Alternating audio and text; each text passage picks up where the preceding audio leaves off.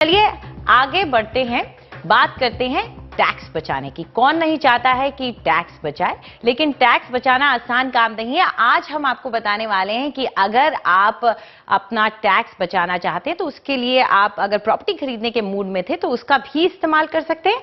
साथ ही अगर आप प्रॉपर्टी बेच रहे हैं तो आप किस तरह से उसके साथ आने वाली टैक्स लायबिलिटीज को समझें और उन्हें पूरा करें और जितना अपना फायदा हो सके उसे करें लीगली। तो चलिए बात करते हैं। इसके लिए चर्चा करने के लिए हमारे साथ स्टूडियो में मौजूद हैं अमित कुकरेजा, जो कि CFP एंड फाउंडर हैं वेल्थबीइंग एडवाइजर्स के।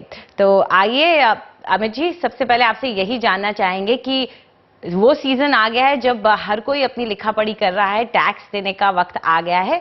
तो क्या हमारे जो दर्शक हैं वो अगर बाइंग का कोई डिसीजन करते हैं या उन्होंने खरीद रखी है कोई प्रॉपर्टी, तो उससे उनको टैक्स बचाने में कोई ना कोई फायदा होता है जो उन्होंने प्रॉपर्टी खरीद रखी है?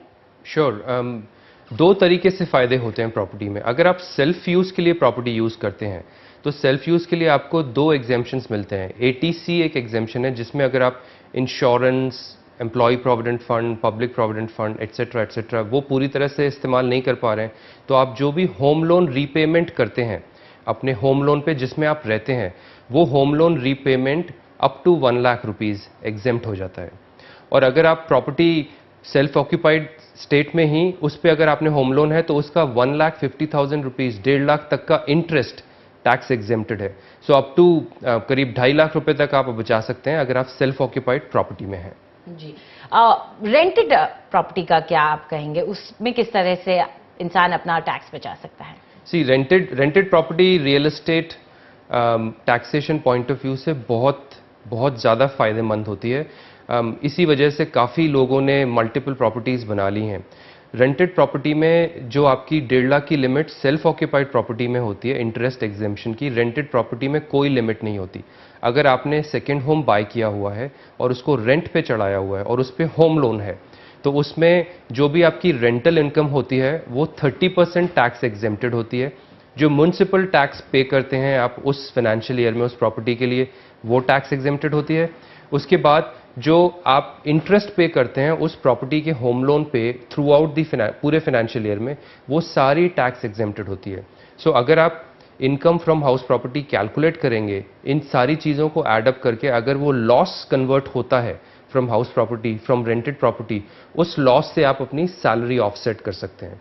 इसीलिए सेकेंड एंड थर्ड प्रॉपर्टी को बाय करना काफ़ी पॉपुलर हो गया है। लेकिन इसके कुछ डिसएडवांटेजेस भी होते हैं, बट फिलहाल हम टैक्स पे ही फोकस रखेंगे और रेंटेड प्रॉपर्टी में भी टैक्स के काफ़ी बेनिफिट्स होते हैं। जी, वहीं बात करें तो जब लोग जाकर के अपना प्रॉपर्टी खरीदते हैं और बेचते हैं, खास तौर पे बेचने के वक्त आपके ऊपर काफ़ी टैक्स लायबिलिटीज आ जाती हैं। तो कौन सी लायबिलिटीज होती हैं जो इंसान को ध्यान में रखना है कि उसको वो टैक्स चुकाने हैं?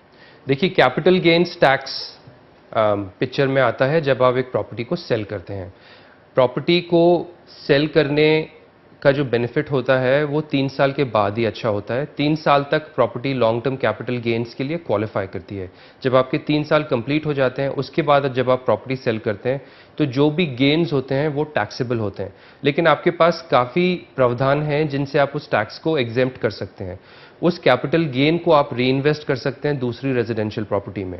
सो एक एग्जाम्पल के तौर पे मैं बोलूँगा, सपोज आपने 50 लाख का घर खरीदा और उसको 1 करोड़ में बेचा 3 साल के बाद, तो आपकी जो कैपिटल गेन होता है वो सेलिंग प्राइस को इंडेक्स्ड कॉस्ट को घटाने के बाद जो होता है वो होता है। तो 50 लाख का इंडेक्स्ड कॉस्ट 55-60 कुछ फिगर आ जाता है। सो 40 लाख आपका गेन होता है। उस 40 लाख का टैक्स आप इजी 40 लाख पर टैक्स आप अवॉइड कर सकते हैं उस 40 लाख को री इन्वेस्ट करके दूसरी रेजिडेंशियल प्रॉपर्टी में। कभी कभी क्या होता है कि आप प्रॉपर्टी में दोबारा इन्वेस्ट नहीं करना चाहते तो आप कैपिटल गेन को बॉन्ड्स में इन्वेस्ट कर सकते हैं। इन बॉन्ड्स में 3 साल का लॉक इन होता है और अगर आप किसी दूसरी प्रॉपर्टी में इन्वेस्ट कर रहे हैं उसमें भी आपको होल्ड कम से कम 3 साल पीरियड का नई प्रॉपर्टी को करना पड़ेगा, ताकि उस पर जो टैक्स बचाया वो टैक्स आगे भी बचा रहे और बना रहे, टैक्स एग्जेम्पशन बना रहे। जी,